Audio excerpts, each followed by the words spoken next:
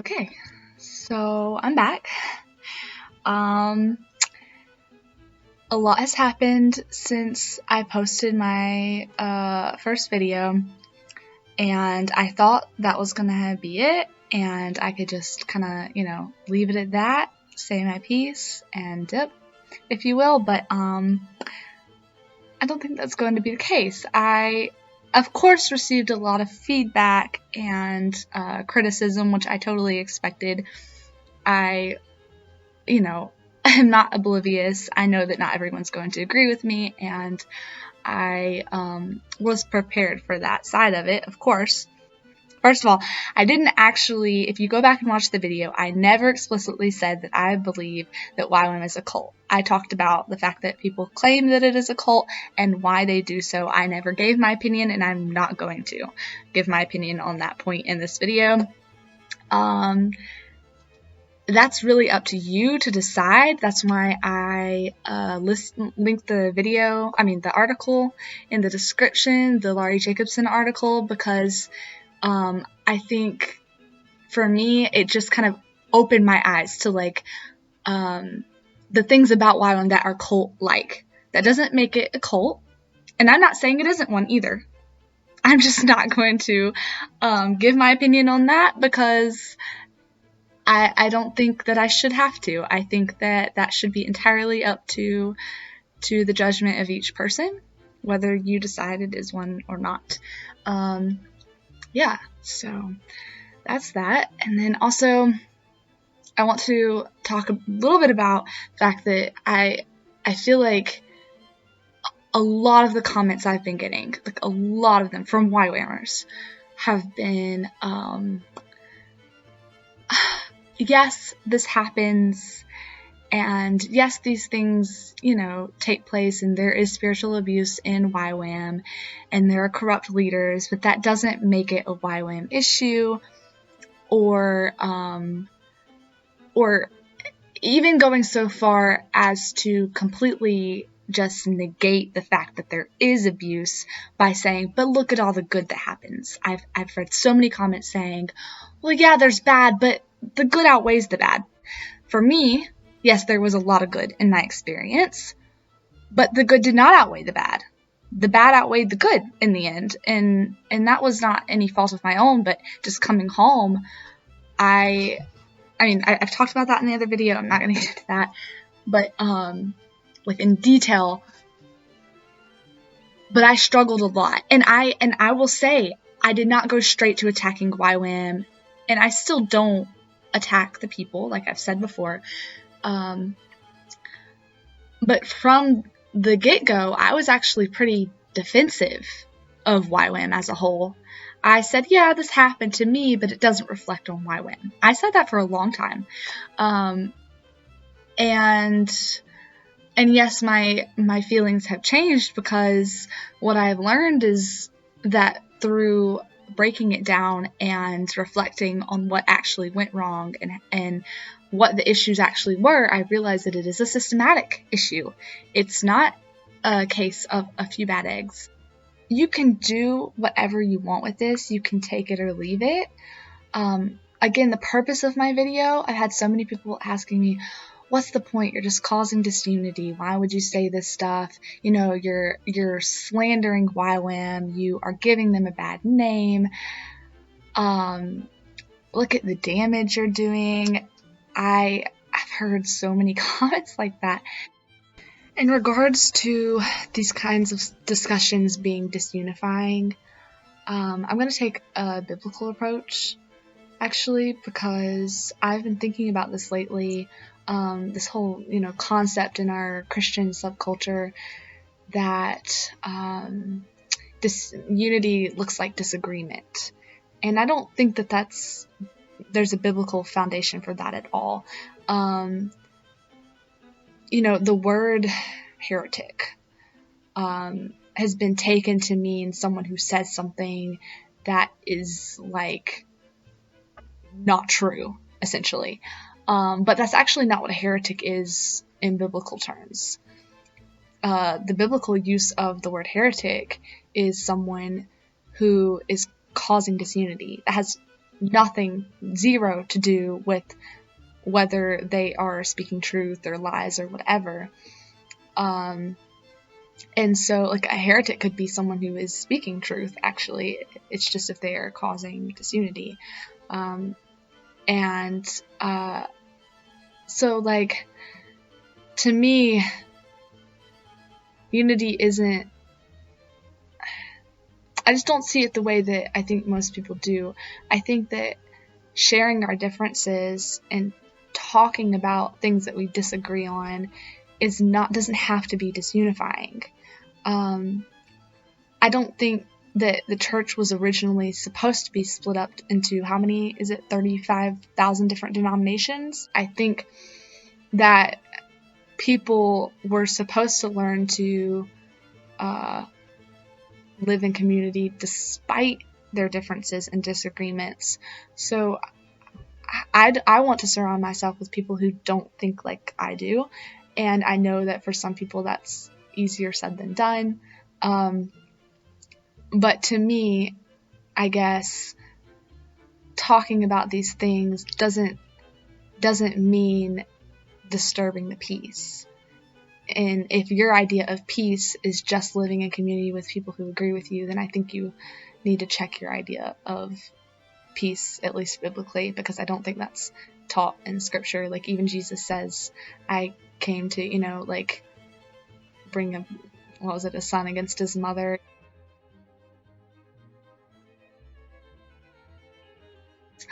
I know my motivation in posting this video. It's not to troll the internet. It's not to troll YWAM. It's not to be argumentative and whatever, I've been accused of being. I made it clear in the other video, I think, that my intentions with creating this were, I had a few, but originally it was to reach out to people who may feel the way I feel or be going through what I've been going through. And I know that YWAMers don't want to acknowledge this, who are currently in YWAM, and leaders, a lot of them want to turn a blind eye to this and say, oh, well, what you experienced was, not the majority, not the norm. And therefore, it happens and there's nothing we can do about it. But most people are positively affected by YWAM. That is their consensus. But I've lost count of how many people I've had reach out to me just in the last month alone, because I only posted this video a month ago. I cannot tell you the number of emails and private messages and what have you that I have gotten from people all over the world, all ages, that I don't know, have never met before in my life, who have said, oh my gosh, thank you, because I thought I was alone. You are helping me find community and the words to finally express what I experienced. I thought I was crazy. I honestly would have been happier if nobody had to message me these things, if nobody had to agree with me, if everyone could just say, oh, that was just you, and sorry this happened to you, but you're alone. I wish I was alone, because I hate that anybody else has to go through what I went through and what I'm still going through now. It's not like it just gets resolved overnight. It's my life is forever changed. Let me put it that way. I will never be the same person I was before this experience. You cannot ignore those people's voices just because that was not your experience. I've had so many people say, well, yeah, I've heard these stories too, but my experience wasn't like that. Your passivity towards that is allowing for it to continue. The issue is that there is no accountability. And when people do things that are just horrible and should never be done, yes, that's going to happen. People are corrupt. Of course, I agree. I believe that. But there should be consequences in an organization that claims to, uphold some kind of biblical standard. And it's just not happening. Maybe there are a few select cases, but on the broad spectrum, that is not happening. Otherwise, this would not be so prevalent still, and it would not continue in the way that it does. I've had literally upwards of 15 people message me in the last less than 24 hours saying, thank you. I had no idea that there were other people who felt the way I did, and this is like giving me clarity. And I'm so encouraged by that and honored. It gives me chills. It makes me want to cry because I didn't want to do this. I didn't want to go public with this. I've had people say you're just looking for attention. Guys, it was so hard to post this to people in a public space where I knew that my DTS friends and my leaders would see it and pick it apart and disagree. I'm not the kind of person who goes looking for attention. Anyone from my DTS will tell you I was the girl who sat in the back of the room. I've had so many people say oh, you just did this to get validation and to be kind of patted on the back sort of, or comforted. And no, that if I was looking for affirmation, I wouldn't be posting this to the internet, and I certainly wouldn't have posted it in a group of pro YWAMers. I'm spreading awareness. If I were really just looking for comfort, I wouldn't go to an agreement. I wouldn't go to the places where I know people are going to disagree with me. I wouldn't, I wouldn't participate in that dialogue. I've had people tell me, forget and forgive, move on, let it go. I could do that, at least to some extent, if I didn't know that this was still happening. That's the issue I have. That's why I can't let it go. Yes, I forgive. I never had I was never holding a grudge. I was never angry or bitter towards the people. Do I have righteous anger towards a broken system? Absolutely. Do I see the flaws and feel an obligation to point them out? Absolutely. However, the people making these comments, first of all, don't know me, and they don't know my relationship to the leadership. You can make all the assumptions you want about what I was like on my DTS. I had another person comment that I just didn't get my way, and I just didn't get what I want. I went into DTS ready to give up everything, ready to sacrifice everything, and I ended up kind of, in a way, doing that. And you really can't accuse me of things like that when you weren't there. You don't know all the details. You don't know the whole context.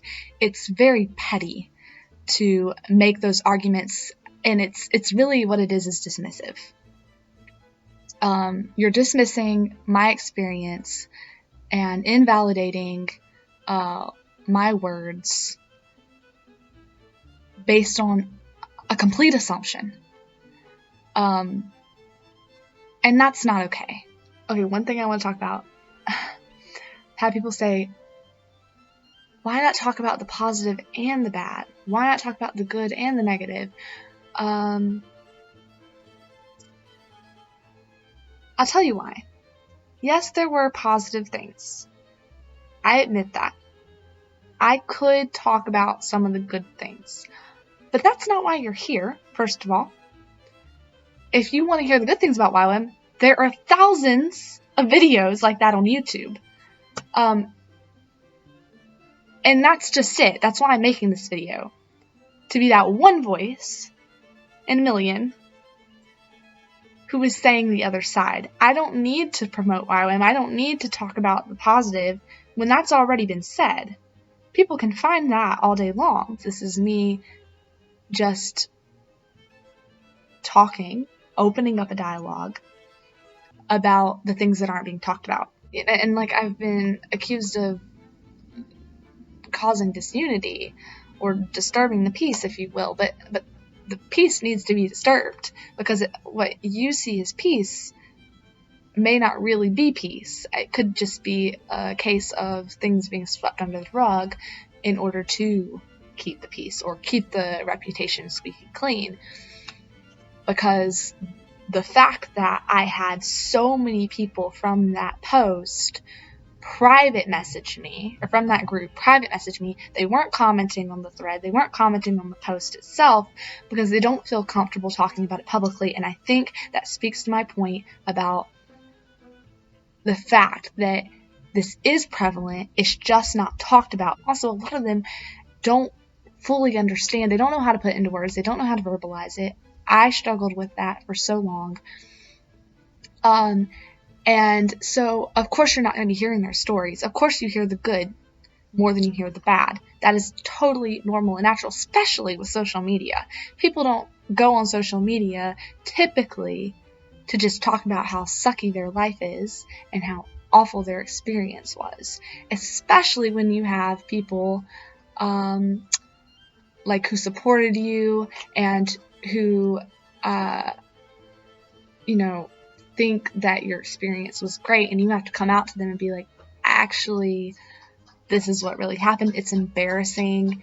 And people don't tend to understand, because you can't fully understand it unless you've been there yourself, especially non-YWAMers, trying to explain to them what YWAM is like. And YWAM admits that, like, when you are, exiting, when you are going through debrief of your DTS, for example, they'll tell you people back home aren't going to understand. You have to be careful with the way you talk about it and the things you say, because they aren't going to get it. And that's a thing that keeps people silent. That's why so many go home and they're like, I don't know what to say. I don't know how to explain it to you, because you literally can't get it. You can't understand.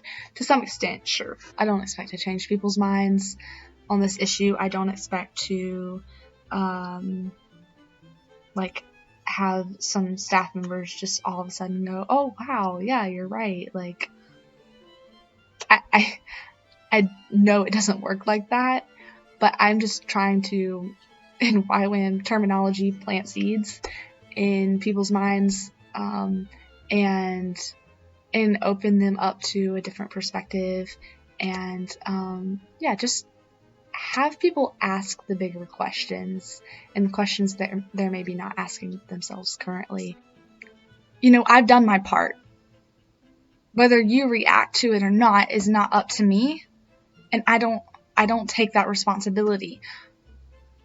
I feel my obligation is to share my experience. Everything looks squeaky clean from the outside. A lot of the stuff you would never know until you experienced it for yourself. But I don't think you should have to experience it to learn.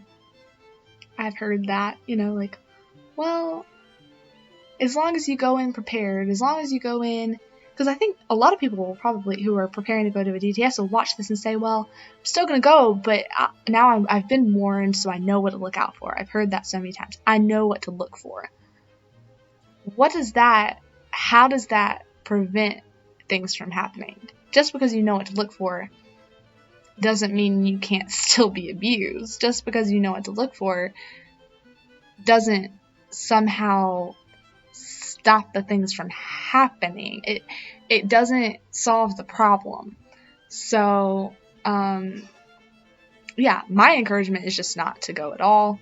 And people are going to say, oh, you're like keeping, I think one person said